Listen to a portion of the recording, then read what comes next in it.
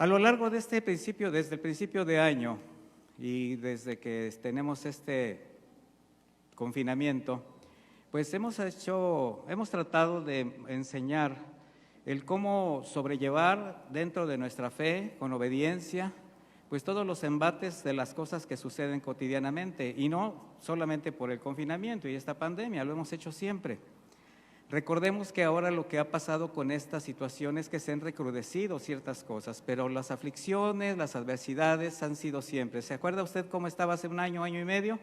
A lo mejor no han cambiado muchas cosas, pero el Señor ha permitido también todo esto, en principio porque forma parte de las señales que sabemos se tienen que presentar, pero también porque hay un trato especial, no solamente para los hijos de Dios, para usted, para mí, sino que el mundo entero se tiene que dar cuenta de la necesidad que tiene de Dios.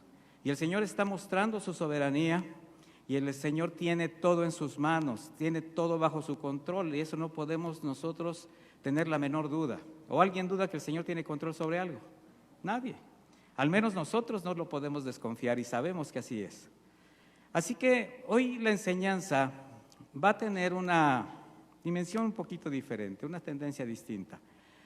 Es preciso que también nosotros nos demos cuenta cuál es nuestra situación espiritual delante de Dios, mis hermanos. Es muy importante.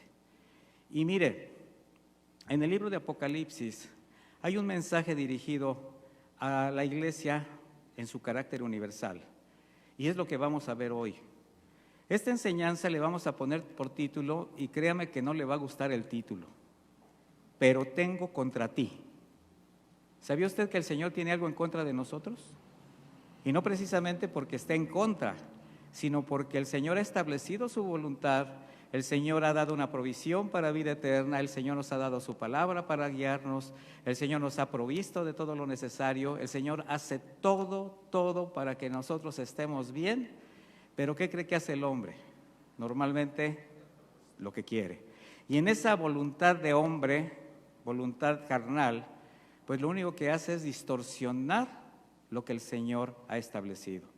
Y el Señor le dice a su iglesia, pero tengo algo contra ti. Como creyentes, como cristianos, sabemos que toda la Escritura es inspirada por Dios. Usted lo sabe, yo lo sé. El Señor, a través de su Espíritu Santo, inspiró a hombres y mujeres para que la palabra, que su palabra, su inspiración llegue a nosotros. Y la palabra, dice la Escritura, que es para redarguir, o sea, para hacer señalamientos que nos lleguen al corazón y nos abran los ojos. Cuando te abre los ojos el Señor, también dice que la palabra es para corregir. ¿A cuántos el Señor les ha abierto los ojos a través de su palabra? Los ha redarguido. Y también les ha corregido porque les ha dado el consejo. Bueno, para eso es la palabra. También dice para instruir en justicia. ¿Qué es la instrucción en justicia? Las palabras del Señor en su justa expresión, o sea, la justicia de Dios. Y dice, a fin para que el hombre de Dios, ¿cuántos hombres y mujeres de Dios hay aquí? Bueno, para que el hombre de Dios sea perfecto. La palabra perfecto es sea completo, sea completado, de tal manera que con la palabra de Dios pueda, dice, estar preparado para toda buena obra. ¿A qué obra se refiere el Señor?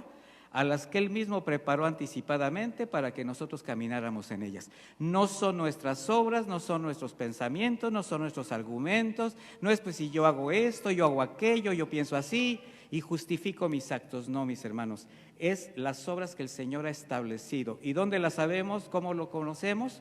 A través de la Escritura. De manera que también a través de la Escritura, pues el Señor nos abraza, nos consuela, nos conforta. ¿Ha estado usted en situaciones difíciles, mi hermano? ¿Está ahorita en una situación difícil? ¿En dónde encuentra usted el refugio para esto? En el Señor, ¿verdad? Pero también hay algo bien importante. La Escritura también metafóricamente se señala como una afilada espada que atraviesa, que corta el alma. Y esto es para mostrarnos de manera constante, permanente, como hijos de Dios, nuestra condición. Porque al Señor le preocupa nuestra condición. Al Señor le preocupa el estado en que vivimos, la forma como decidimos, la forma como hacemos las cosas. Y ahí es cuando el Señor, al ver que el hombre, y estoy hablando entre cristianos, quienes ya conocen la palabra de Dios, quienes han sido instruidos, quienes ya saben lo que sí desagrada a Dios, lo que les hace daño. Yo sé que si yo le pregunto a usted si sabe lo que desagrada a Dios, ¿qué me va a decir? No oigo. No le saquéis, dice el Señor. Sí sabe usted lo que desagrada al Señor, sí lo sabe perfectamente, no se engañe. Sin embargo, ¿por qué no lo hace? Bueno, el Señor nos muestra constantemente esa condición y precisamente en este libro de Apocalipsis, a partir del capítulo 2, el Señor Jesucristo da un mensaje universal a toda la iglesia, o sea, a las generaciones, a todas las iglesias de toda generación, dividido en 7 escritos, dirigido a 7 iglesias de otras que también ya estaban establecidas en el primer siglo en Asia Menor, pero se dirige a estas 7. Ahora, ¿qué hace principalmente el Señor con estos mensajes? Primero, sacar a la luz el carácter de la iglesia, su condición. Se está dirigiendo a congregaciones cristianas, a las congregaciones cristianas de aquella generación. Pero también hace evidente algo, la condición espiritual de las que vendrán. Por eso es un mensaje universal. Nosotros vamos a darnos cuenta el día de hoy cómo de manera impresionante lo que le habla a esas 7 iglesias lo estamos viviendo en diferentes formas en las iglesias que actualmente usted va a identificar como actuales, que se dicen cristianas también. Y así el Señor, describiendo a detalle el estado, las características morales y espirituales de estas iglesias, también considerando las agresiones, las luchas por las que pasaban, las que eran parte de su generación como las que nosotros tenemos. ¿Por qué? Porque las señales del fin siempre han existido, desde el principio. Desde el principio, el Señor, desde que abrió la gloria, comenzaron los tiempos peligrosos y lo estamos esperando. De manera que, considerando todos estos hechos, hay una especie como de retrato, le llamo yo así, a la iglesia de la generación que vivimos, como parte de estas señales que finalmente se tienen que cumplir hasta su regreso. O sea, esto no termina hasta que, ¿qué cree? Hasta que termina. ¿Y cuándo va a concluir? Cuando el Señor regrese por nosotros, cuando nos lleve o venga por su iglesia. De manera que este escrutinio del Señor sobre la condición de estas iglesias lo podemos ver como una presentación de un modelo contra el cual podemos compararnos, medir el estado moral y espiritual de quienes formamos el cuerpo de Cristo. ¿Y por qué digo de quienes formamos el cuerpo de Cristo? Porque la iglesia está constituida por personas. Y aunque estos mensajes están dirigidos a una congregación, por llamarlo así, a un grupo establecido en una ciudad, también es un mensaje personal. ¿Por qué? Porque la iglesia es usted. Y cuando usted escuche, estas son las palabras que el Señor dirige a su iglesia, se las está diciendo a usted, me las está diciendo a mí. De tal manera que vamos a poder comparar y ver nuestras debilidades, también aciertos, también había aciertos, también el Señor había cosas que veía bien en el trabajo de las iglesias. Pero lo más importante es escuchar sus demandas y aplicar el consejo. En cada mensaje, el Señor lo primero que hace es establecer su señorío, mis hermanos. Recordemos que el Señor ha sido glorificado. Recordemos que el Señor se ha presentado al apóstol Juan en una revelación, así se dice revelación. Apocalipsis se traduce como revelación. ¿Una revelación de qué? Del estado precisamente de la iglesia que Él formó, que dejó establecida, como también de las cosas que vendrán. Y ahí establece su señorío, su sabiduría, su amor, su gracia, su justicia, su fidelidad y también la extensión de su misericordia, porque con el Señor siempre hay una nueva oportunidad. Pero jamás deja de enfatizar algo, el por qué vino a este mundo. no va a dejar de recordarlo a la iglesia, a nosotros. Porque ese propósito por el cual vino a este mundo, mis hermanos, es precisamente lo que dejó Él por comisión a la iglesia del nuevo pacto, o sea, a usted y a mí, que es la extensión del reino, la predicación del evangelio. Y hemos aprendido que predicar el evangelio no es solamente decir el evangelio, no es solamente hablar el evangelio, aprenderse unos versículos, tener bonita voz, ser enfático, tener carisma para expresarla, no. Eso solamente es parte de la forma como tenemos que expresarnos. De alguna manera tiene que llegar la fe por el oír a las personas. Le decimos el evangelio, pero lo tenemos que establecer y reforzar y sostener con nuestra vida, con nuestro testimonio. De manera que al principio de cada mensaje, usted va a leer que se va a dirigir al ángel de la iglesia. Si usted va a Apocalipsis 2, a partir del versículo 1, usted va a ver que el Señor se va a dirigir al ángel de la iglesia. No vamos a poder leerlas todas las cartas porque sería muy extenso, pero como yo sé que usted ha leído la Biblia y sabe de lo que estoy hablando, el Señor se dirige al ángel, y esta palabra ángel, literalmente su significado es mensajero. Sin embargo, no se refiere a un ángel celestial, porque ellos son seres espirituales, mis hermanos, y los seres espirituales no pueden servir como ministros de la iglesia, no pueden adquirir una forma humana y estar trabajando dentro de la iglesia, no. Por tanto, se está refiriendo a los pastores, a los siervos responsables de enseñar, de guiar y de proteger a la iglesia. Ese es el ministerio del pastor: enseñar, guiar y proteger. No hay más, mis hermanos. Mensajeros del evangelio, vigilantes del crecimiento y de la salud espiritual de los creyentes. De manera que cuando un pastor o alguien que se dice pastor no se preocupa ni se ocupa en enseñar con honestidad, con pureza, con verdad la palabra de Dios, ni guía a la iglesia con las sanas palabras de Jesucristo para protegerlas de los argumentos contaminados por la moral del mundo, de los pensamientos del hombre natural, y se desvía del trabajo propio de su llamado. Y mire, cuando se desvía para hacer las cosas que no son con su llamado, empieza a convertirse en empresario, en administrador, en director, motivador, hasta en adivino, comediante o actor. ¿Y usted sabe por qué uso estos adjetivos? Por la manera como muchos que se dicen siervos de Dios se presentan delante de la iglesia, y no para guiar, proteger y cuidar. Y entre otras actividades heréticas y blasfemas hacen esto.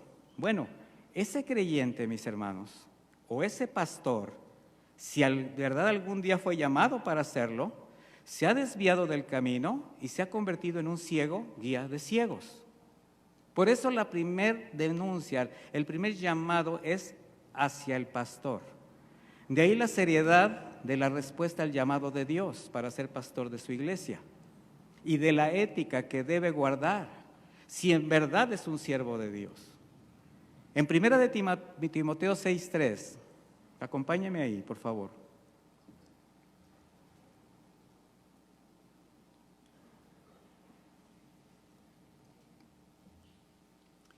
Primera de Timoteo 6:3 dice: si alguno enseña otra cosa y no se aviene a las sanas palabras de nuestro Señor Jesucristo y a la doctrina que corresponde a la piedad, piedad corresponde a caminar con Dios. Dice, está envanecido, o sea, es alguien que se le ha levantado el ego, no sabe nada, o sea, es ignorante. Dice, y delira. ¿Sabe quién es el que delira?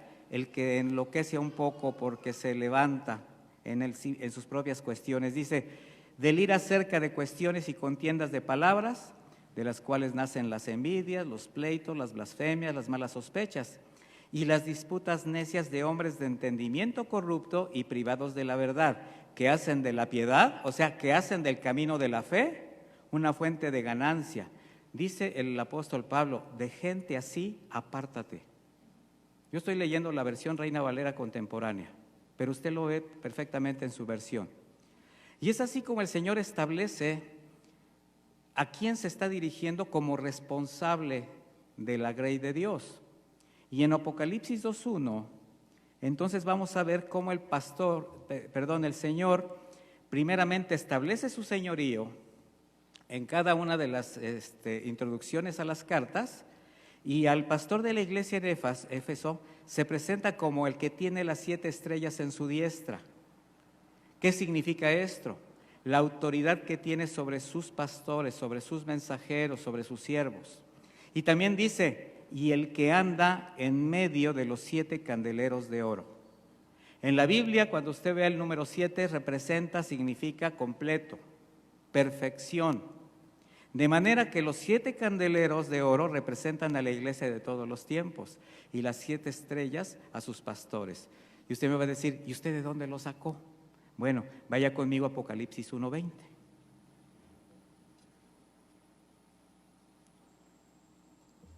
Apocalipsis 1:20, ¿ya lo tiene? Dice así, el misterio de las 7 estrellas que has visto en mi diestra y de los 7 candeleros de oro. Las 7 estrellas son los ángeles de las 7 iglesias y los 7 candeleros que has visto son las 7 iglesias. O sea, el mismo Señor lo explica. Lo que pasa es que muchas veces no leemos estas cosas y no nos damos cuenta, y a veces dicen, no, pues aquí como que se está inventando algo. No, mi hermano, está escrito. De manera que dice que el que anda entre los 7 candeleros, ¿por qué puede andar entre los 7 candeleros si es su iglesia? Pues tiene la libertad y la autoridad de andar en medio de ella. ¿Por qué? Porque es suya. ¿Sabía usted que la iglesia de Cristo le pertenece a Él?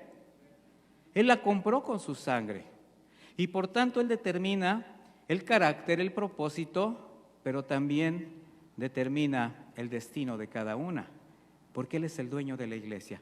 Así que jamás se nos ocurra pensar que nosotros tenemos algo que ver con la autoridad total o con lo que tiene que lo que representa el cuerpo de Cristo. Los pastores solamente somos administradores. De hecho, somos ovejas. Imagínense que un pastor no se considere oveja del Señor, está totalmente fuera de su enfoque. Solamente, como en alguna vez enseñé, somos ovejas con cencerro. ¿Sabe por qué? Porque a las ovejas el pastor, cuando tiene una serie de su rebaño, cuando hay una oveja que él considera que es un poco más obediente, que voltea, que tiene capacidades, lo que hace es ponerle un cencerro. Y cuando la llama, cuando hace un silbido, es la primera que sube la cabeza, voltea y empieza a caminar hacia el pastor. De manera que, ¿quién es el pastor de pastores? El Señor Jesús. ¿A quién le pone el cencerro? A su siervo. ¿Para qué? Para que cuando el Señor diga, ven y haz esto, sea el primero que voltee, obedezca, ¿y quiénes lo siguen atrás? Las demás ovejitas. Así que yo soy una oveja con cencerro y usted es una oveja que algún día tendrá cencerro porque tiene que crecer. Bueno, enseguida en Apocalipsis 2:8, al dirigirse al pastor encargado de la iglesia en Esmirna, se presenta como el primero y el postrero, el que estuvo muerto y vivió. Y aquí el Señor Jesús está haciendo una afirmación clara de que Él es Dios, de que Él fue desde el principio y que permanecerá por toda la eternidad. En Apocalipsis 1:8, el Señor dijo, yo soy el alfa y la omega, principio y fin, dice el Señor, el que es y que era y que ha de venir, el Todopoderoso. Apocalipsis 2:12, cuando se dirige al pastor a la iglesia establecida en Pérgamo, le dice a él, el que tiene la espada aguda de 2 filos.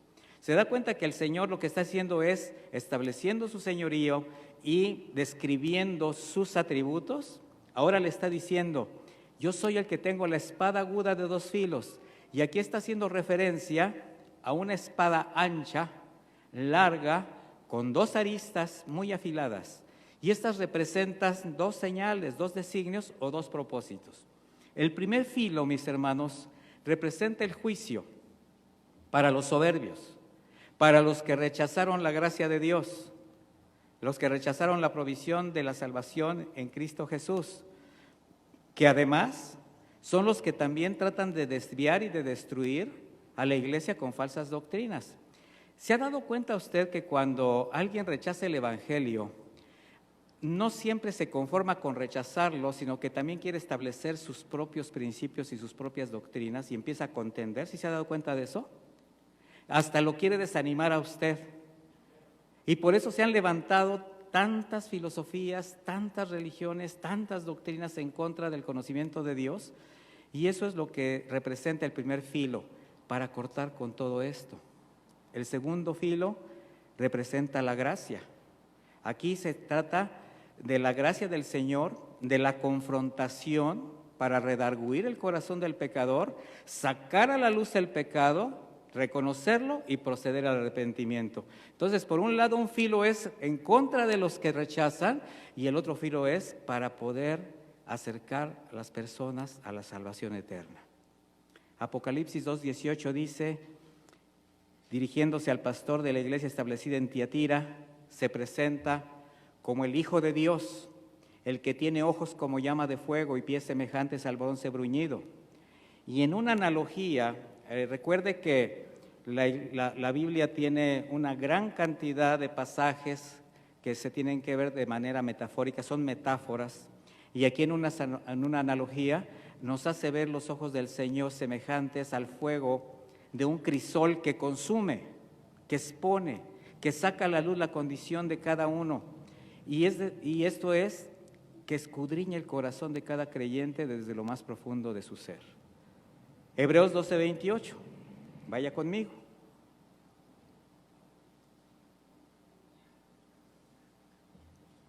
Dice así, Hebreos 12:28, así que recibiendo nosotros un reino inconmovible. ¿Cuál es el reino inconmovible? El reino de los cielos. ¿Quién lo trajo?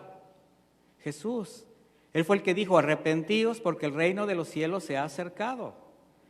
Entonces dice, recibiendo nosotros un reino inconmovible, dice, tengamos gratitud. ¿Usted ya recibió el reino en su corazón, mi hermano? Tenga gratitud, dice, y mediante ella sirvamos a Dios agradándole con temor, con reverencia, porque nuestro Dios es fuego, ¿qué? Consumidor. El Señor, mis hermanos, siempre está atravesando el alma. Él sabe todo lo que acontece en nuestras vidas. Y los pies semejantes al bronce bruñido representan juicio. La palabra, cada vez que usted vea bronce, sobre todo en el Antiguo Testamento, representa, y en Apocalipsis representa juicio. ¿Y el juicio para quién es, mi hermano? Pues para todo aquel que se encuentre fuera de su gracia, así de simple. Por eso el Señor la sigue extendiendo, por eso retrasa su venida. ¿Para qué? Para que muchos procedan al arrepentimiento. Y ahorita estamos bajo la gracia. Apocalipsis 3:1 se dirige ahora a la iglesia establecida en Sardis. Y habla al pastor de esta iglesia como el que tiene los 7 espíritus de Dios y las 7 estrellas. Lo que por una parte hace referencia a los atributos o dones del Espíritu Santo descritos para el Mesías. ¿Dónde están descritos? Vaya conmigo a Isaías 11, por favor.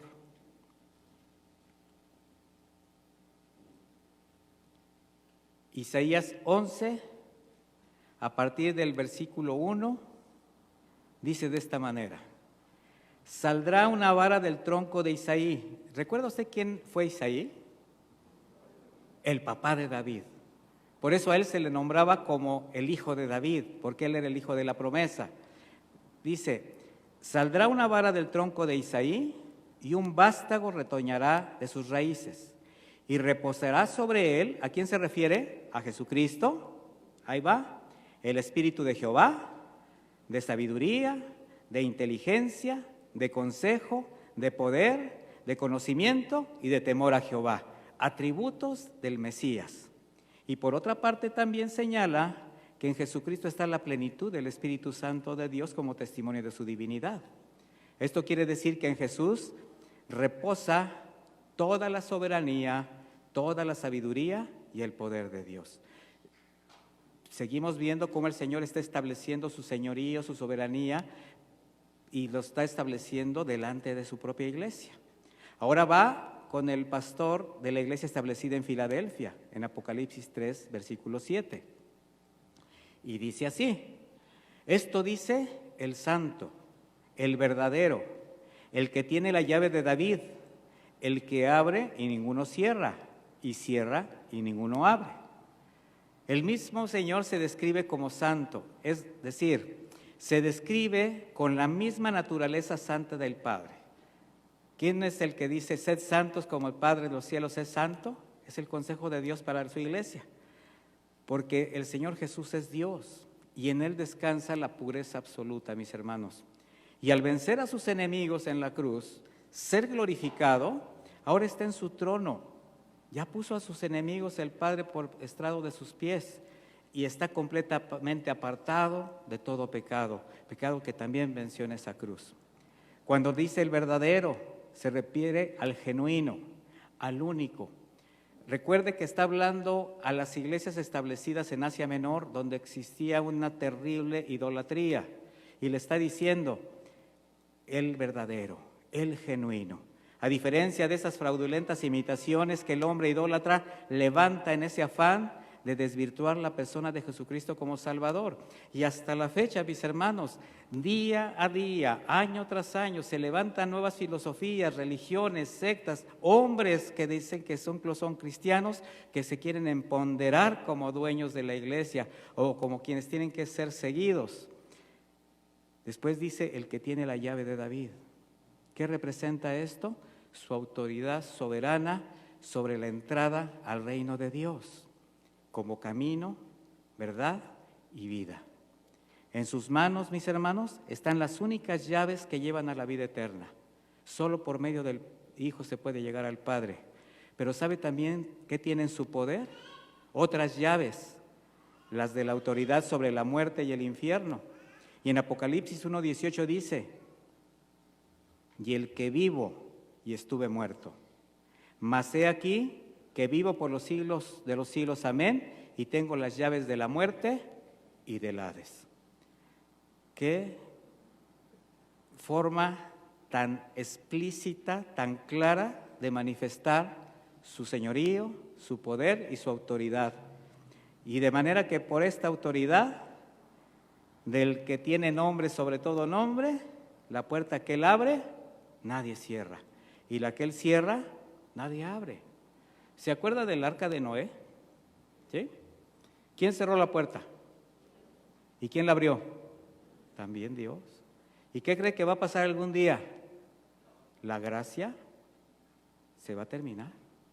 Cuando el Señor venga por su iglesia, cuando se lleve a su Espíritu Santo, en ese momento las cosas van a ser realmente graves, mis hermanos. Fíjese, si con el Espíritu Santo en la tierra, bajo la gracia, una iglesia que ora, una iglesia que predique el Evangelio, las cosas huelen de esta manera, ¿se imagina cuando la iglesia no esté en este lugar? Cuando el Señor haya venido por ella, cuando ya no exista un Espíritu Santo que redarguya de pecado, que convenza, ese sí va a ser el reino de la bestia. Apocalipsis 3:14. Y ahora se dirige al pastor de la iglesia establecida en la Odisea y le dice: he aquí el amén, el testigo fiel y verdadero, el principio de la creación de Dios, dice esto. El amén. Esta es una expresión que implica certeza, veracidad digna de confianza. Cuando usted dice amén, ¿qué dice? Así es, así sea. Por eso tiene que tener mucho cuidado a qué le dice amén, mis hermanos. No todas las oraciones merecen un amén. No todas las peticiones merecen un amén. Tenemos que discernir a qué le decimos así sea. Aquí el Señor está estableciendo que al haberse cumplido en Él todas las promesas, así de como desde el principio los pactos del Padre fueron afirmados y garantizados en Cristo, ahora todo ha sido consumado. El apóstol Pablo en 2 de Corintios 1:20, acompáñeme a esa escritura.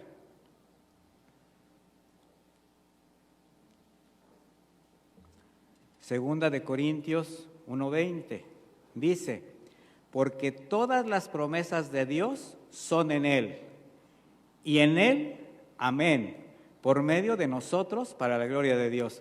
Cuando usted llega a la fe, cuando usted es salvo por la gracia, por la redención en Cristo Jesús, usted es un amén. ¿Cómo ve? ¿No le da gusto? Amén, claro que sí. Y es el testigo fiel y verdadero, porque es digno de toda confianza, testigo incuestionable de la verdad de Dios. Así es como desde el principio de la creación está diciendo que Cristo, que Él mismo es creador y generador de la creación.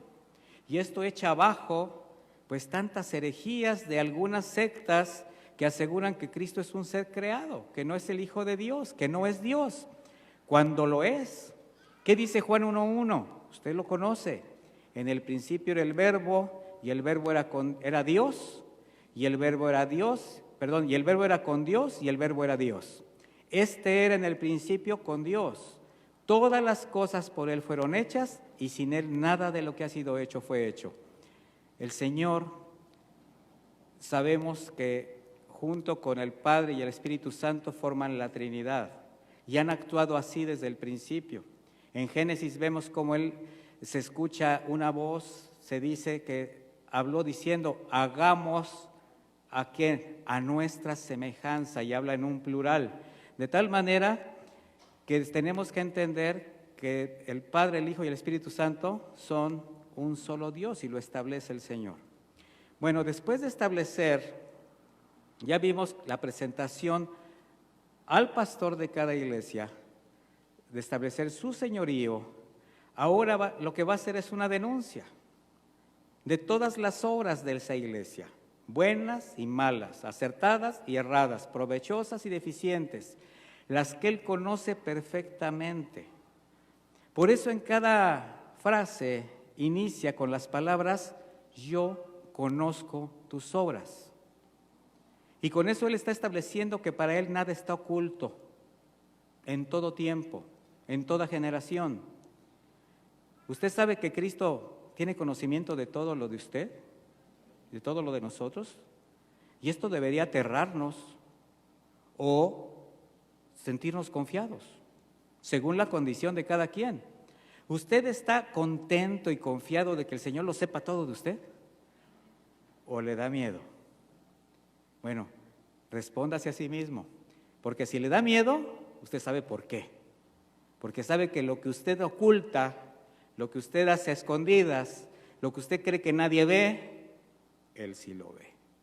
Pero si a usted el hecho de que Él tenga conocimiento de todas las cosas de su vida no le hace otra cosa más que darle confianza y agradecerle y decirle: gracias, Señor, porque tienes un conocimiento pleno de lo que me sucede, de lo que siento, de lo que me pasa, de lo que pienso, de lo que quiero ocultar, y tú lo sacas a la luz, tú me limpias, tú me purificas, entonces, mi hermano, está usted en el camino correcto, porque usted no puede ocultar nada de la mirada escrutadora de Jesús.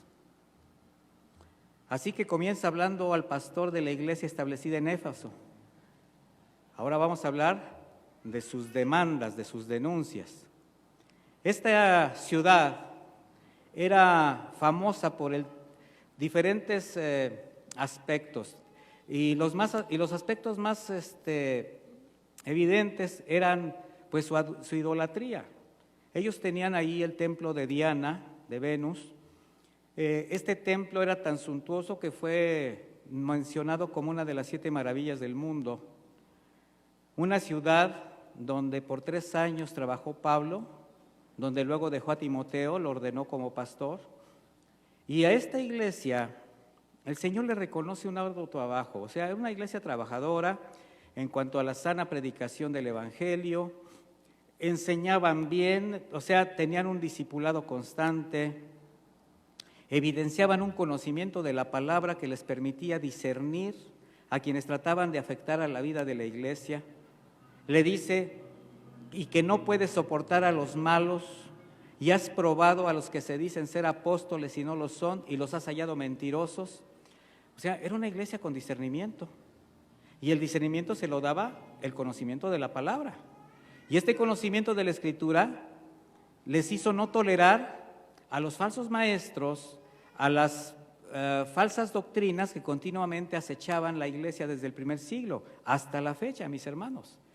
La iglesia siempre ha sido contaminada, siempre ha querido ser introducida por hombres y mujeres de doctrinas que solamente quieren mostrar, mejor dicho, que quieren introducir para satisfacer sus placeres personales, para sacar algo. Y bueno, esta iglesia discernía eso. De ahí la importancia de una sana enseñanza de la palabra de Dios. Debe ser una actividad muy importante en la vida del cuerpo de Cristo, porque de eso va a depender la conservación y el cuidado moral y la salud espiritual de los creyentes.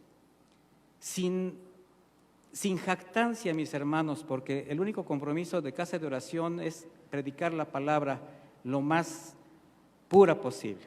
No tenemos la verdad absoluta, pero tomamos nuestra Biblia, la Biblia que usted conoce, como nuestro parámetro. Yo estoy convencido que a usted ya no le pueden engañar fácilmente. Que usted ahora sí puede discernir en un engañador, un manipulador de la palabra, y no va a dejar que nadie le quiera tomar el pelo, como quizás alguna vez le sucedió. Lo llegaron a despojar, lo llegaron a engañar, lo llegaron a manipular, pero ahora usted está enseñado y puede discernir y puede rechazar.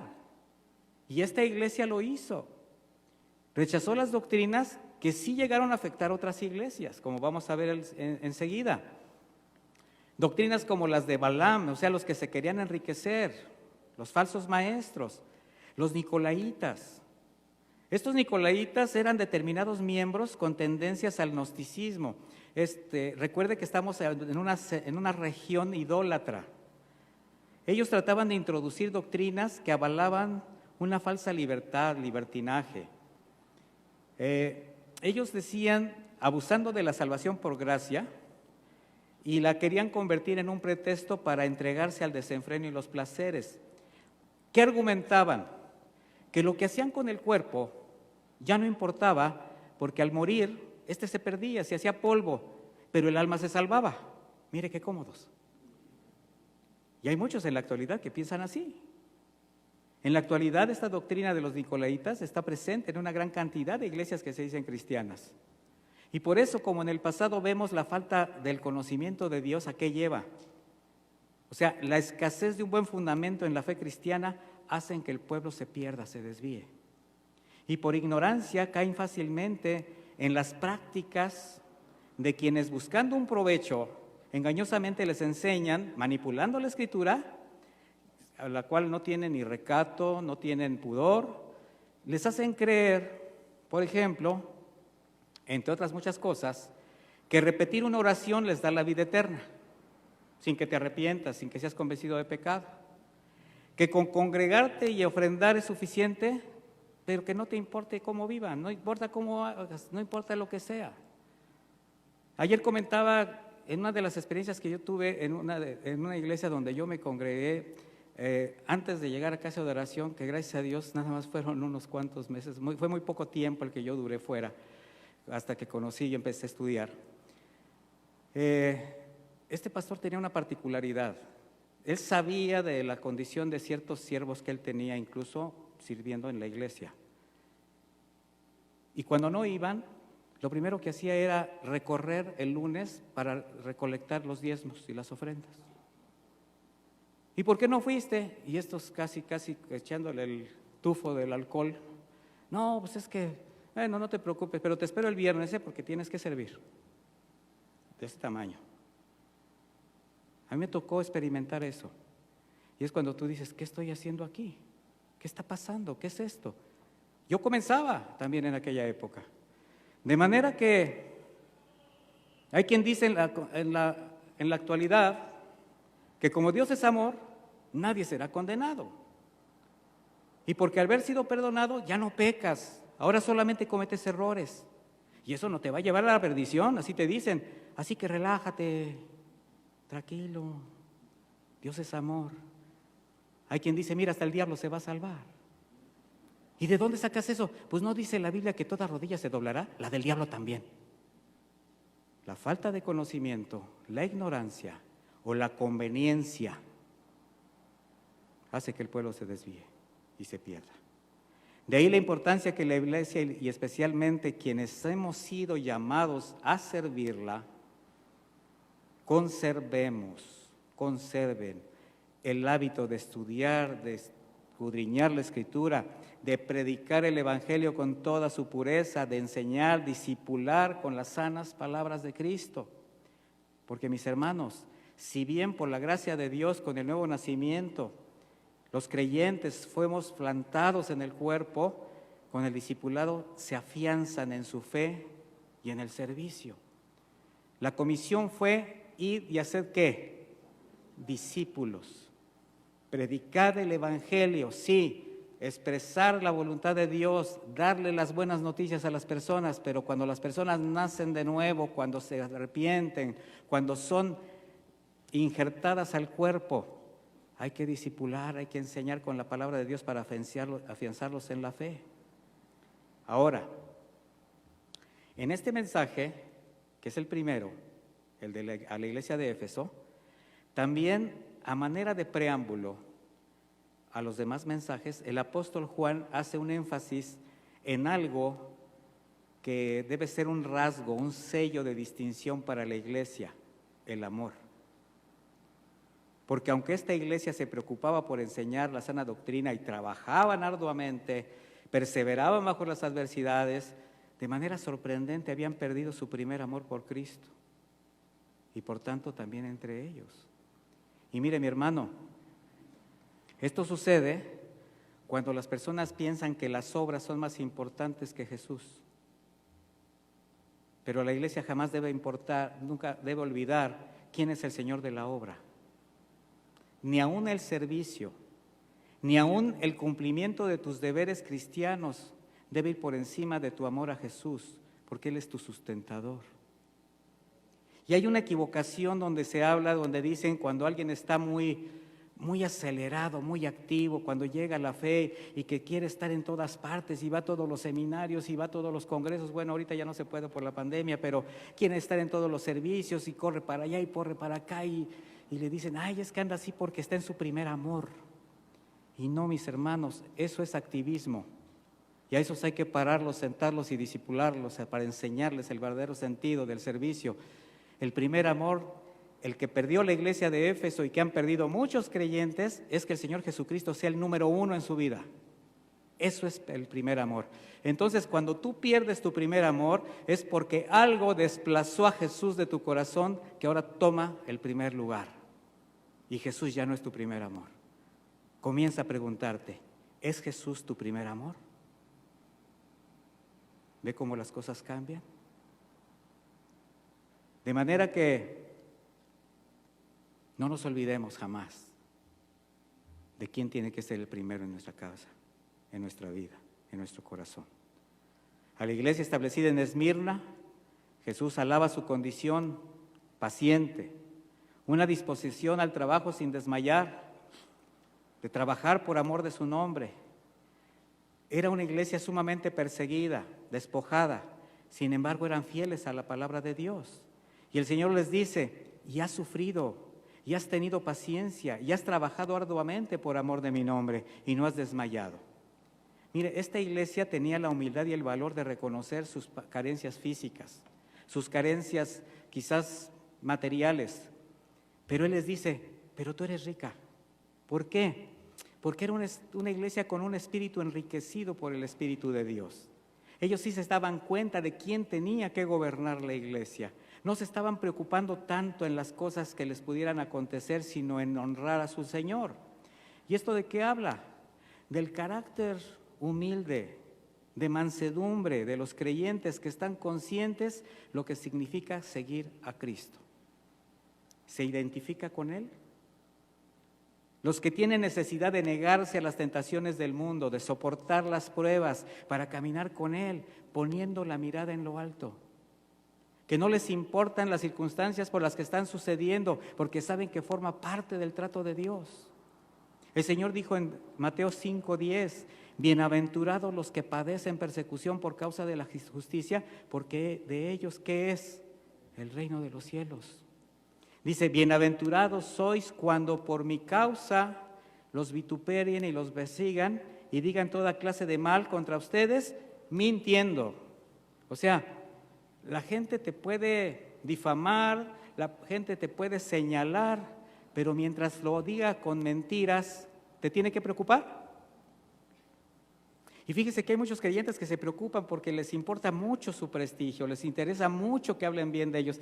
Mi hermano, que no te interese que la gente hable bien de ti, que te interese que el Señor hable bien de ti. Eso es lo que te tiene que interesar. No es la opinión de la gente, es la opinión de Dios. ¿Y tú cómo puedes medir esto? ¿Cómo es tu carácter delante de Dios? ¿Cómo es tu condición espiritual delante de Dios?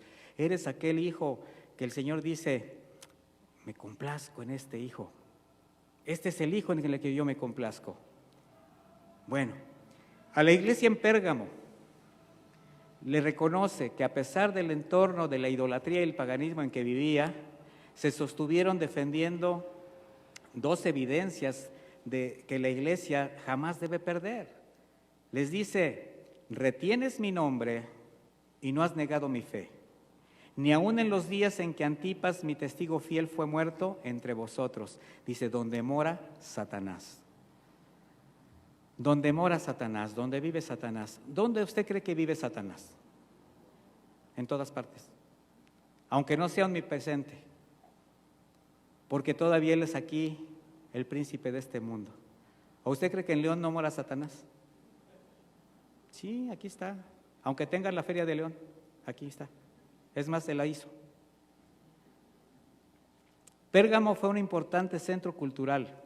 Era impresionante su nivel cultural, así como Guanajuato, que dicen que la ciudad culta no es porque tiene un Cervantino, así, igual. La biblioteca de Pérgamo llegó a contar con 200,000 tomos en aquella época, imagínense.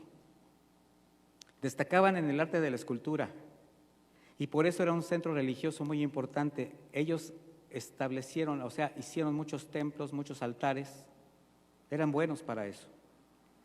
Y así como en la Odisea adoraban a Esculapio, cuyo símbolo era una serpiente. ¿Sí sabe usted qué es el símbolo actual en el escudo de la medicina? Esculapio es el dios de los médicos, por decirlo así, desde el punto de vista de la cultura griega. En Pérgamo, a esta deidad se le conocía como Esculapio Salvador y le convirtió en un centro de culto famoso donde llevaban a las personas a ese lugar para que fueran sanados, así como llevarlos a Atocha, más o menos, ¿verdad? Al niño doctor, a lo que usted diga. Pero también adoraban otros dioses, Zeus, Atenea, Dionisios, y tenían templos, tenían altares. Antipas, el que fue mencionado, fue un siervo de Dios que fungió como pastor de esta iglesia cristiana en Pérgamo. Durante la persecución de Domiciano, lo juzgaron por negarse a ofrendar al César lo que se conocía como la pulgada del incienso, o sea, dar honor al César. ¿Y qué cree que le hicieron? Lo mataron. Pero le voy a decir de qué manera. Tenían un toro de bronce hueco, donde los introducían, cerraban esta escultura y le prendían fuego por abajo, y así los asaban vivos, así morían. Bueno, así mataron a Antipas. ¿Qué hizo la iglesia? Se sostuvo en fe. Dice, aún cuando fue Antipas martirizado, tú te sostuviste paciente y con fe. O sea, era una iglesia que tenía esos atributos. Cuando se dirige al pastor de la iglesia establecida en Tiatira, el Señor reconoce en ella una perseverante actitud de servicio que le llevaba a un crecimiento constante. Aquí ellos reflejaban en mucho atributos del carácter de Cristo. Le dice, yo conozco tus obras, dice, y amor, y fe, y servicio, y tu paciencia, y que tus obras postreras son más que las primeras. Hasta aquí estamos viendo, si se dan cuenta, pues rasgos que agradaban al Señor. La palabra que se traduce por obras es ergón, que significa obras buenas. La palabra amor se traduce de la palabra ágape. amor de Dios. ¿Qué indica?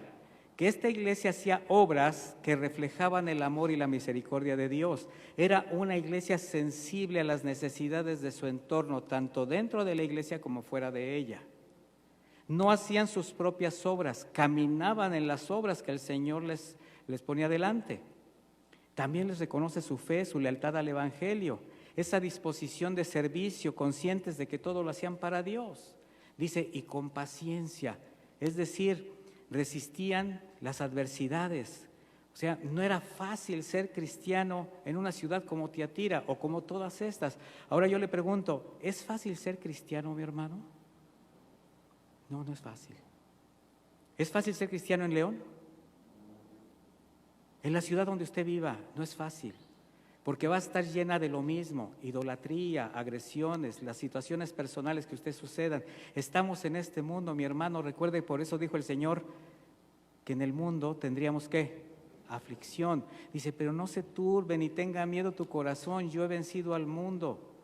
Bien, las obras postreras de esta iglesia eran mayores que las primeras.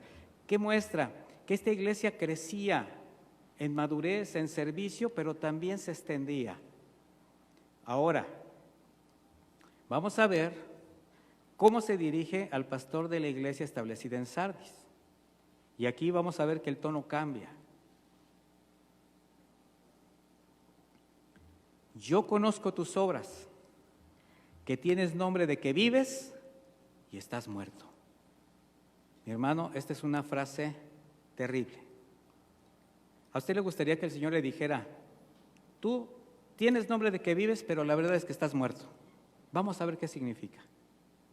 Porque la condición de esta iglesia cristiana era terrible. Y le voy a decir que después de 2000 años, de manera asombrosa, es la lamentable condición de muchas iglesias actualmente. Porque esta iglesia tenía un nombre en su ciudad, es decir, contaba con una reputación de que eran espirituales, que tenían una vida, eran muy religiosos, aparentaban mucho, se veían bonitos, eran fariseos. Sin embargo, la realidad es que ellos se ocupaban más en cubrir aspectos de carácter religioso, en estrategias, en verse hacia la sociedad, porque era lo que les importaba, tener un nombre. Quizás usted ya está haciendo un poquito de recuerdos, pero se olvidaban de cumplir con el propósito por el que existían, de ser cuerpo de Cristo. Por eso eran una simple apariencia, eran hipócritas, y el Señor la declaró muerta. Y esto debería de llevarnos a un examen personal, un escrutinio personal, pero sobre todo aquellos que se sienten mejores o más espirituales. ¿Sabía usted que hay cristianos que se sienten de primera? Así como que si estuvieran tejidos a mano. Que quieren ver a los demás así, hacia abajo, como diciendo, no, pues, es que yo tengo 20 años de cristiano. Y yo le digo, ¿y? Ya el solo hecho de decir esa frase ya habla de una inmadurez terrible. Antes les debería avergonzar decir, tengo 20 años de cristiano, con ese carácter soberbio, religioso, altivo.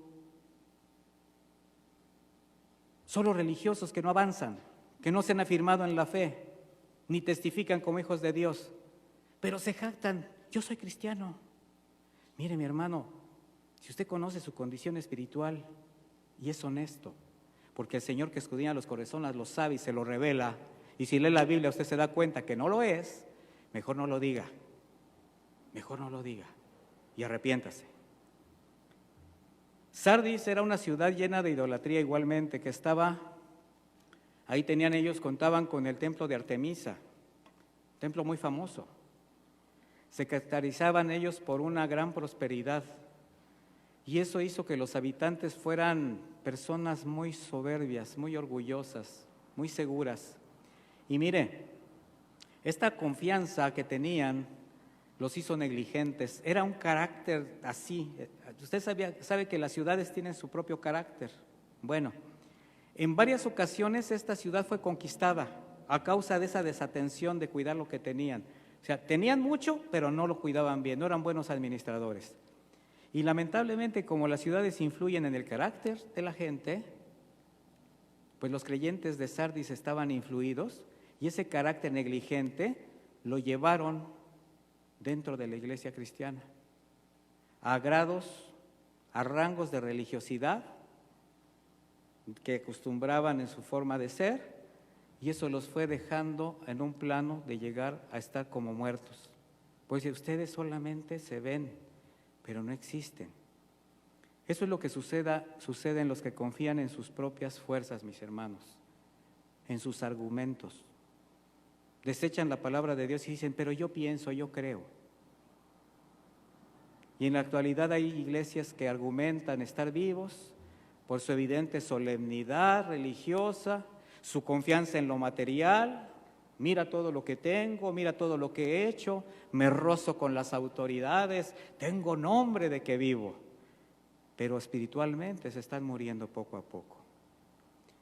¿Cuál es la advertencia a esta actitud negligente? Mire cómo extiende el Señor su misericordia.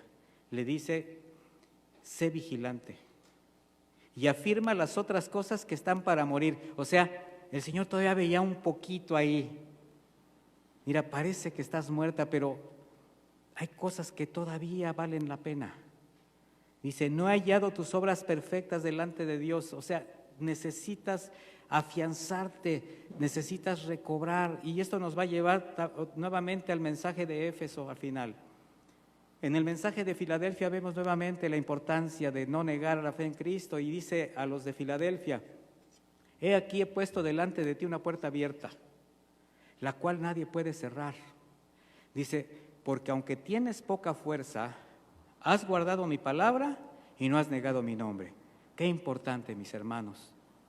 Esta disposición del Señor de confiar a esta iglesia una puerta abierta, ¿a dónde es esta puerta? Al servicio espiritual, a la predicación del Evangelio. O sea, tiene confianza el Señor en esta iglesia de que van a predicar de manera correcta, que van a hacer la obra, que van a cumplir con el propósito, y el Señor les deja abierta una puerta al servicio. Cristo simboliza la puerta. ¿Hacia quién tienes que llevar a la gente? Hacia Cristo. Y el Señor sabía que esta iglesia iban a poner los ojos ahí, porque solo a través de Él se llega al Padre. De manera que esta puerta está abierta a la iglesia, a la verdadera, a la pura, a la que conserva su pureza, la que está comprometida con la predicación del Evangelio. Y mire, esta puerta continuará abierta mientras hagamos la parte que nos corresponda. A esta iglesia le menciona como de poca fuerza, si se da cuenta. Y esto indicaba algo, que no eran muchos, no era una iglesia numerosa y de baja condición económica. Y esto los hacía ser menospreciados por las iglesias que se sentían poderosas. O sea, las que tenían nombre. Sobre todo por los judíos religiosos que todavía eran parte de esta agresión. Pero ellos no dejaban de trabajar en enseñar, en predicar, no alteraban la palabra, no negaban a Cristo. Y el Señor les dice, yo haré que los que te humillan vengan y se postren a tus pies, que reconozcan que yo te he amado. Finalmente, al pastor de la iglesia en la Odisea le hace una denuncia donde vemos su lamentable condición espiritual. Y es una condición en la que actualmente han caído una gran cantidad de iglesias que se identifican como cristianas. Apocalipsis 3:15 le dice, yo conozco tus obras. Y mire de inmediato qué le dice, que ni eres frío ni caliente. Ojalá fueses frío o caliente, pero por cuanto eres tibio y no frío ni caliente, te vomitaré de mi boca. ¿Cuál era la razón? Aquí viene. Porque tú dices, yo soy rico y me he enriquecido y de ninguna cosa tengo necesidad. ¿Conoce usted gente así? Y no sabes que tú eres un desventurado, miserable, pobre, ciego y desnudo. Qué bueno que está escrito en la Biblia y no lo dije por mi cuenta, si no ya me hubieran apedreado. Pero lo dice la Escritura, lo dice Jesús. Lo que el Señor está haciendo, porque el Señor siempre veía el entorno donde estaban las personas, donde vivían, y en base a su entorno, a su contexto, hacía una analogía para indicarles, para que entendieran.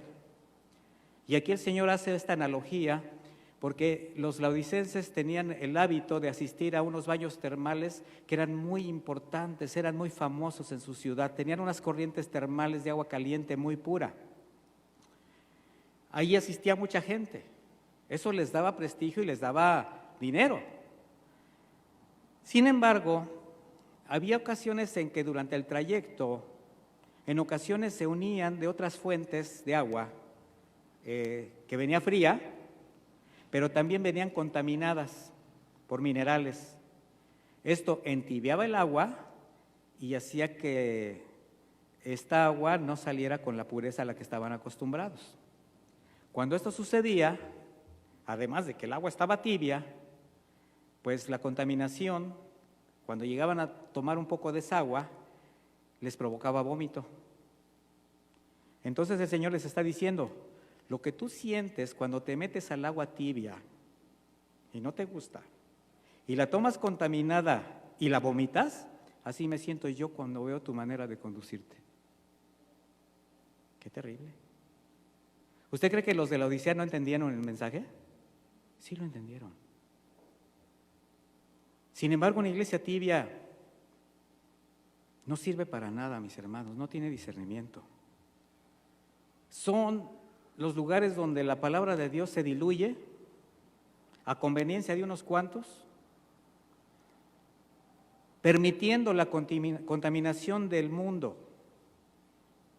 Por eso las prácticas mundanas están inmersas en estas iglesias tibias. Han rebajado el verdadero sentido y propósito del cristianismo.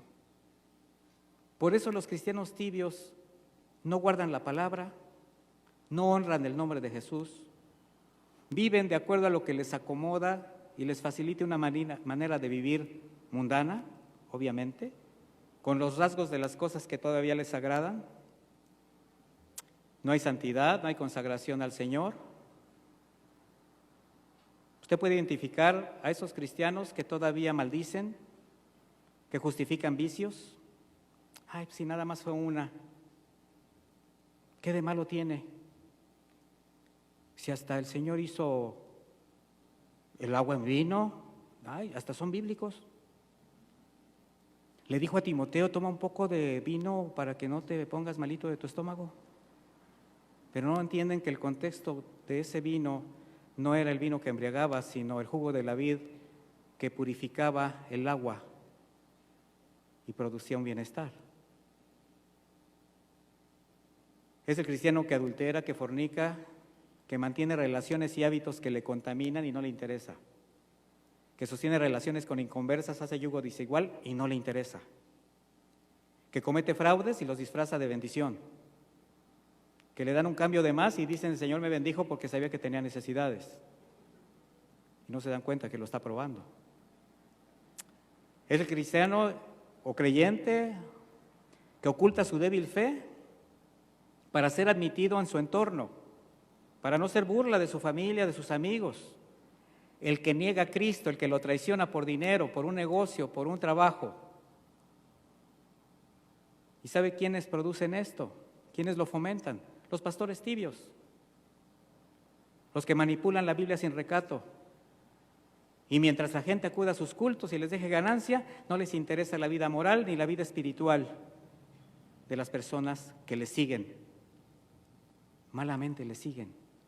¿Por qué les siguen? Porque no los confrontan de su pecado, porque les acarician la espalda. Y a la gente no le gusta que les señalen sus errores. Y eso es lo que hace la espada, te atraviesa el alma. Entonces cuando le dijo, por cuanto eres tibio, sí sabían lo que estaba diciendo el Señor. Pero al caer en su arrogancia y por amor al dinero, por su autosuficiencia, la soberbia cegó su mirada y su endurecido corazón no podía ver su realidad espiritual. ¿Se ha dado cuenta que por mucho que usted a veces insiste en alguien, en predicar el evangelio, llega un momento en que usted parece que está chocando con una pared? Pero también hay ciertos creyentes, cristianos, que le está diciendo a uno, esto desagrada al Señor. Ya cambia esa manera de conducirte, no te conformes al mundo, tantas formas de expresión que se les ha dado como enseñanza y siguen viviendo igual. Dureza de corazón. Por eso una iglesia tibia, un creyente tibio, jamás madura, porque está débil, está mal alimentado, no tiene fundamentos bíblicos.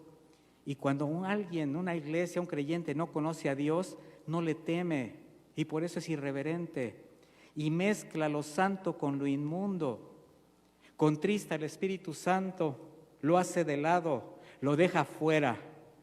Y eso fue lo que hizo la iglesia en la Odisea, dejó fuera a Jesús.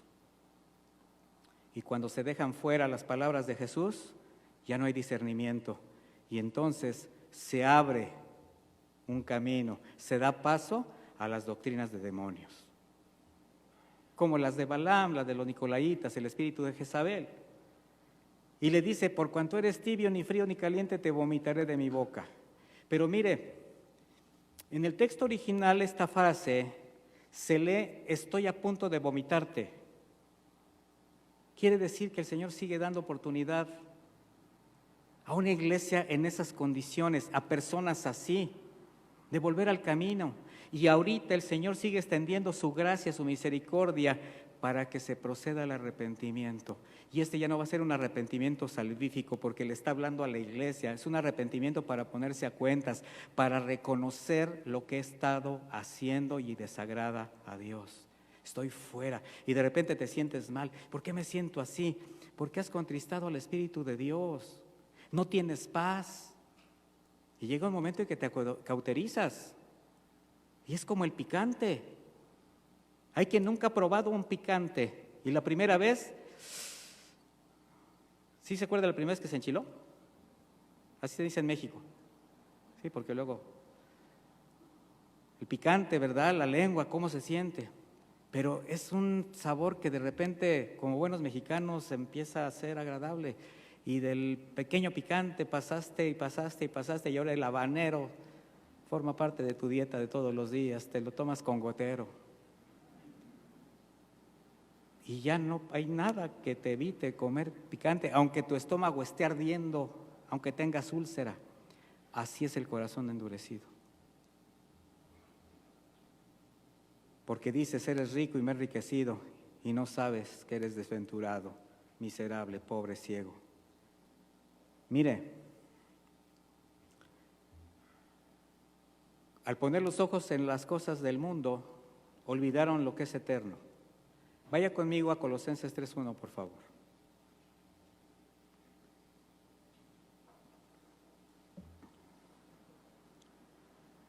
Y esto nos va a servir como un preámbulo para otro detalle que voy a comentarles. Mire, dice 3:1 de Colosenses. Leo nuevamente la versión contemporánea de Reina Valera, usted sígame en la versión que tenga. Dice, puesto que ustedes ya han resucitado con Cristo, ¿a quién se está entonces dirigiendo? A la iglesia. ¿Quién ha resucitado con Cristo? El que fue sepultado con Cristo, ¿verdad? El que nació de nuevo. Bueno, dice, busquen las cosas de arriba donde está Cristo sentado a la derecha de Dios. Entonces sí nos está hablando a nosotros, ¿verdad? A todos los cristianos. Dice, pongan la mira en las cosas del cielo y no en las de la tierra, porque ustedes ya han muerto y su vida está escondida con Cristo en Dios. Cuando Cristo, que es la vida de ustedes, se manifieste, entonces también ustedes serán manifestados con Él en gloria. Por lo tanto, hagan morir en ustedes todo lo que sea terrenal, inmoralidad sexual, impureza, pasiones desordenadas, malos deseos y avaricia. Eso es idolatría. Por cosas como estas les sobreviene la ira de Dios a los desobedientes. Bueno, ahora vamos a ver un detalle interesante acerca de la relación entre las iglesias establecidas en Asia Menor. Y ya leímos esto en Colosenses 3:1. Vaya a Colosenses 4. Y vamos a leer a partir del versículo 15. Colosenses 4:15. Y vea lo que dice. Saluden a los hermanos que están en la Odisea y a Ninfas y a la iglesia que se reúne en su casa. Una vez que esta carta haya sido leída entre ustedes, asegúrense que también se lea en la iglesia de los laodicenses y que la de los de la Odisea lean también ustedes. Entonces, ¿los de la Odisea sabían todo esto? ¿Sí? La palabra estaba presente en toda la región, porque el apóstol Pablo se aseguraba de que las cartas que iban a una región las leyeran en otra región, para que se extendiera el consejo de Dios. El pastor debió enseñar todo esto a los laodicenses. Ahora, si lo hizo, bien por él. Pero ¿qué pasó? ¿Qué sucedió?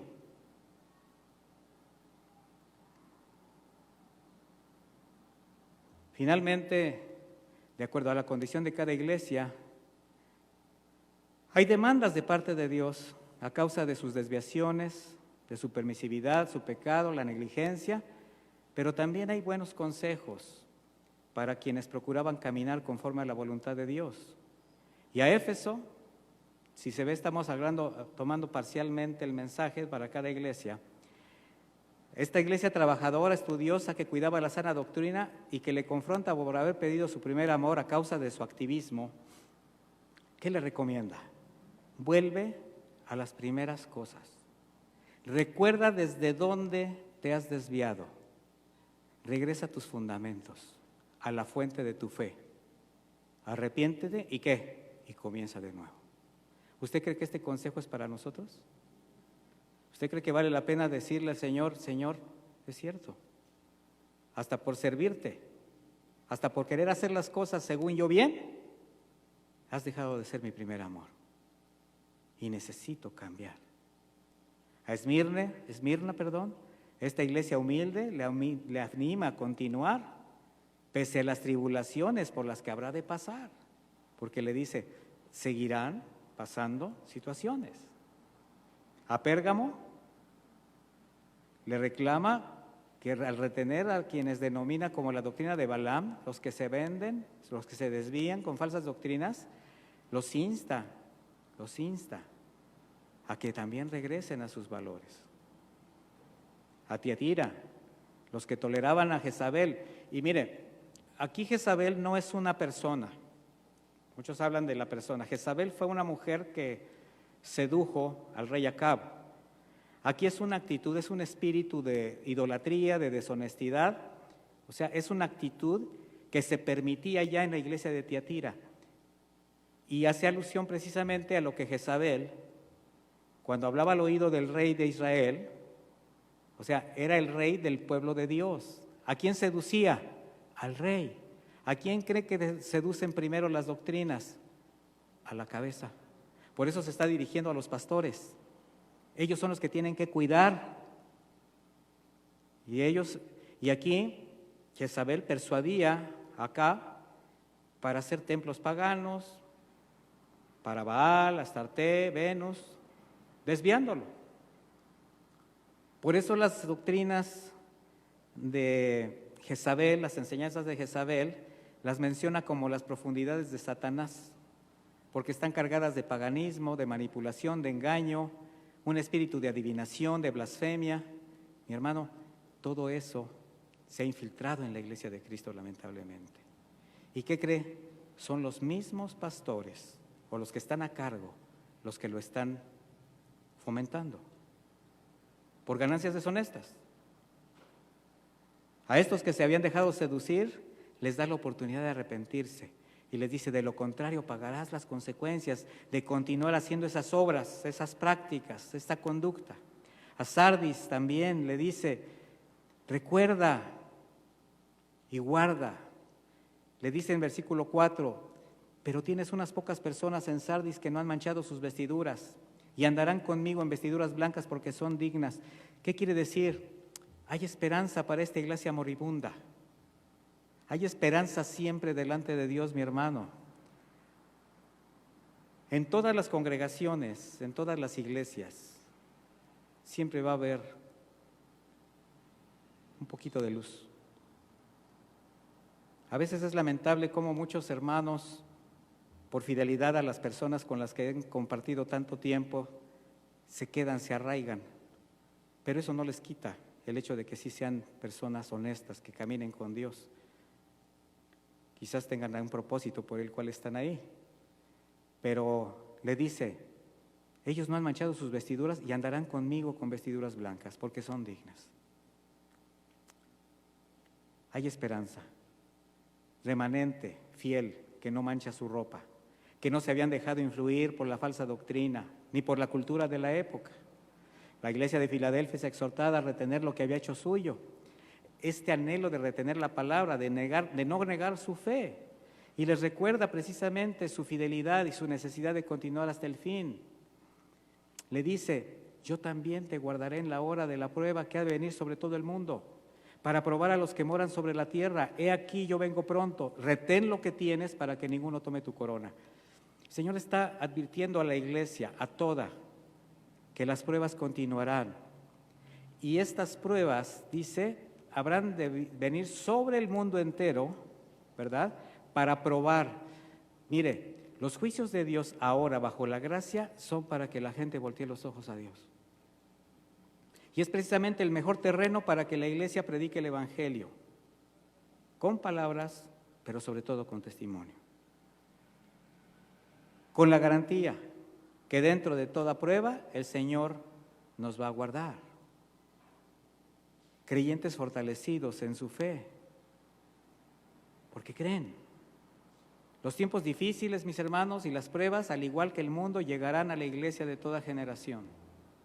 De eso no nos escapamos, pero de lo que sí nos escapamos es del destino que tiene para quien rechaza a Cristo.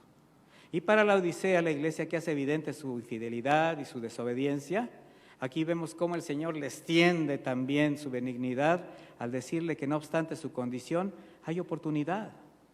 Y nuevamente el Señor hace una analogía en su contexto de vida.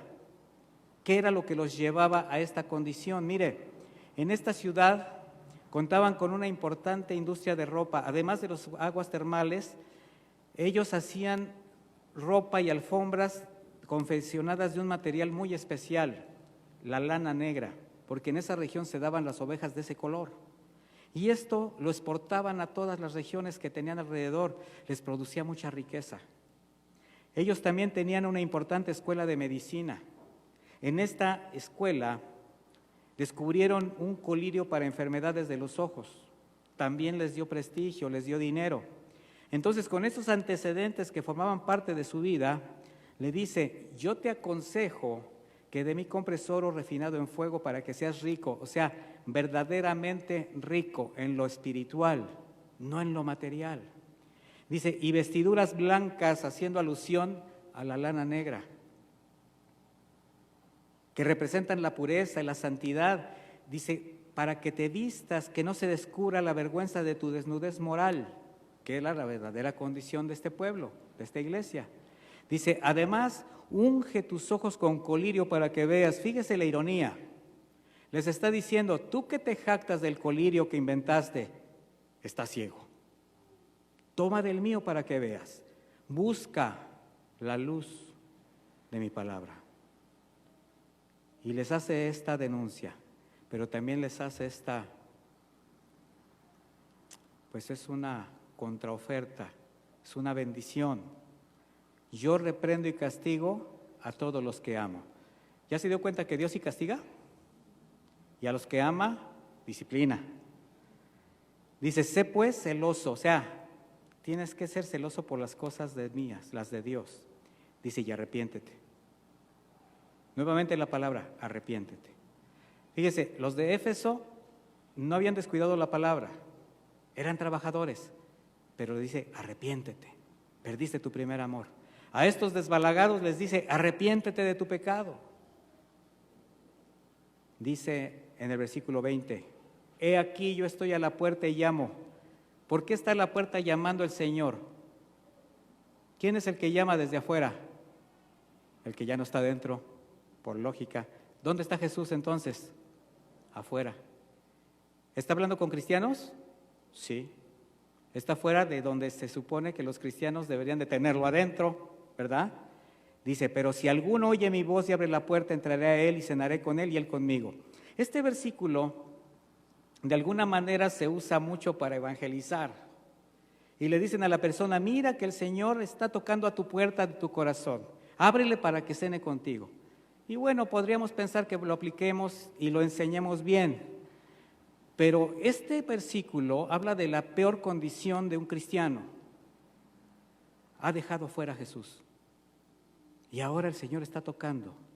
Y el mensaje se convierte en personal porque dice, si alguno oye mi voz y abre la puerta, esto ya es personal.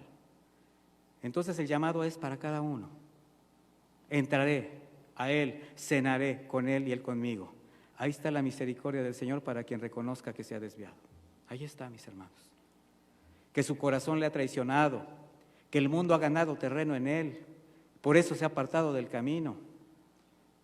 Y el mensaje concluye con promesas que manifiestan todavía más de su amor, de su fidelidad y su gracia. Recompensas para aquellos que perseveren en medio de la aflicción, que conserven su fe, que venzan las acechanzas del enemigo. Dice, comerán del libro de la vida regado por el río de la vida, cuya fuente es Cristo. Recibirán el maná oculto que es Cristo, el verdadero pan que desciende del cielo. Compartirán la autoridad de Cristo sobre las naciones. Caminarán con Cristo vestidos de blanco. Será escrito en ellos un nuevo nombre. Se sentarán con Cristo sobre su trono. ¿No le da gracias al Señor?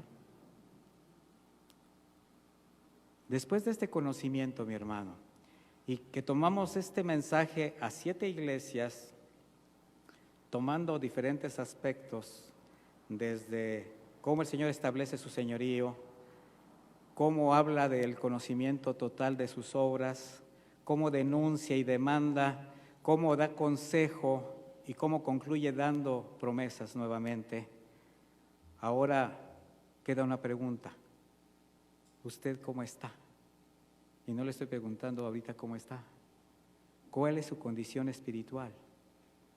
¿Qué ha identificado en su corazón que sigue arraigado y que ahora ha sido expuesto por el Señor, pero con la única finalidad de limpiar lo que seguramente le ha estado dañando, lo que le ha afectado a usted, a su entorno, a su familia, lo que está estorbando su relación con Dios, lo que está frenando su crecimiento espiritual?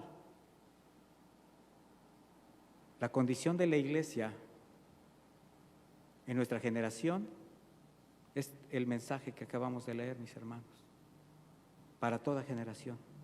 Y el Señor sigue demandando, sigue exhortando a sus hijos a volver sus ojos a Él, dando la oportunidad de ponerse a cuentas, de regresar al camino, porque mientras usted viva, ¿qué cree que hay?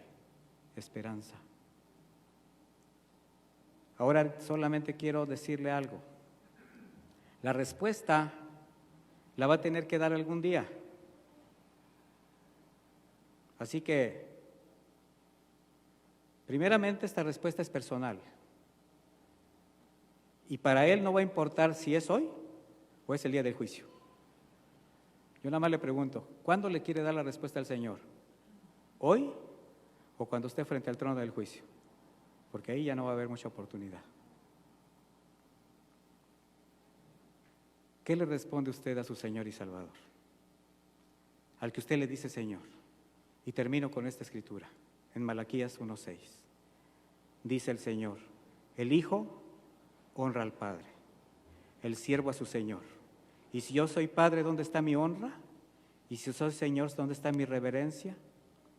El que tiene oído, oiga lo que el Espíritu dice a las iglesias. Yo le animo a que la respuesta la dé hoy, desde lo más profundo de su corazón. No se espere, mi hermano. Al que le conviene vivir conforme a la voluntad de Dios es a usted, porque Dios no deja de ser Dios si usted desobedece, si usted cae o si usted se pierde, pero Él sigue extendiendo su misericordia. Vamos a orar. Acompáñame a orar. Póngase de pie, por favor.